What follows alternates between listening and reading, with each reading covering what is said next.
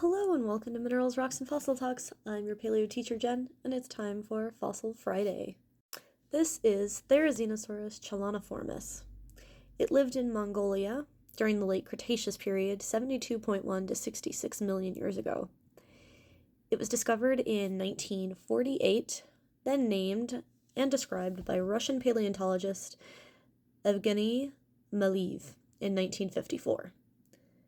The name Therizinosaurus means scythe lizard, as it has incredibly long scythe-like claws.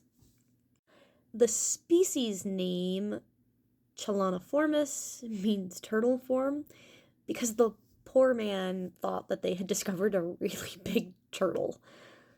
Oops.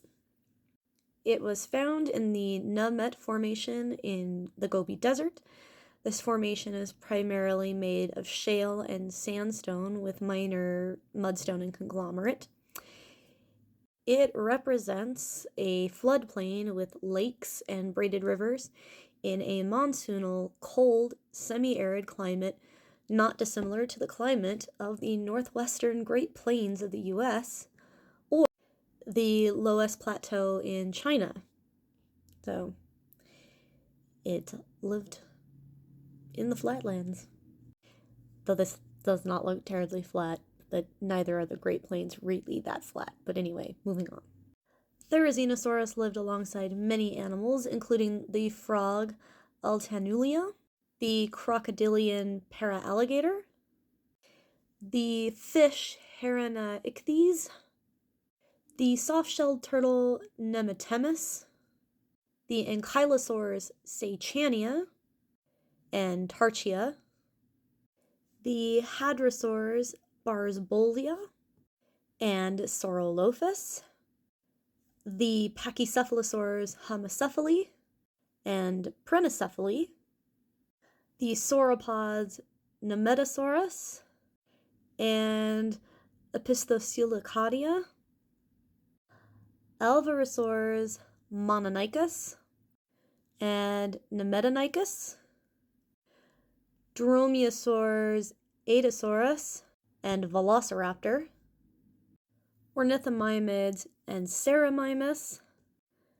Dinocyrus and Gallimimus, a plethora of oviraptorids such as Avimimus, Conchoraptor, Elmosaurus, Gobiraptor, Nemetomia, Oxoco, and Rinchenia, little troodontids like Borogovia and Xanabazar, as well as Tyrannosaurus Alioramus, Raptorex, and T. batar. Fill in the T with whatever you want. I don't care. As well as several birds. Therizinosaurus was a very large Maniraptoran at around 30 to 33 feet in length, or 9 to 10 meters. It had a relatively small skull in proportion to the rest of the body, and that skull ended in a horny beak called a ranthotheca. It had a long neck, a large gut to process plant matter, and sparse feathering. And of course, its arms are the most conspicuous part of the animal at nearly 8 feet or 2.4 meters in length. Some ridiculously long arms for a theropod.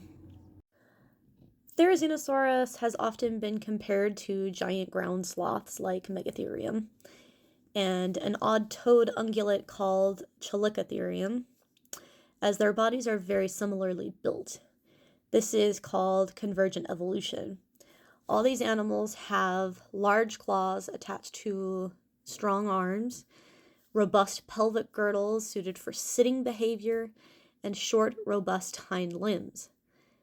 This is also seen in modern apes like gorillas. Now, there's a lot of debate over the use of their extremely long claws. Early on, when scientists thought it was a giant turtle, they thought the claws were used to harvest seaweed. There have been suggestions that they were used to rip open termite mounds like modern giant anteaters.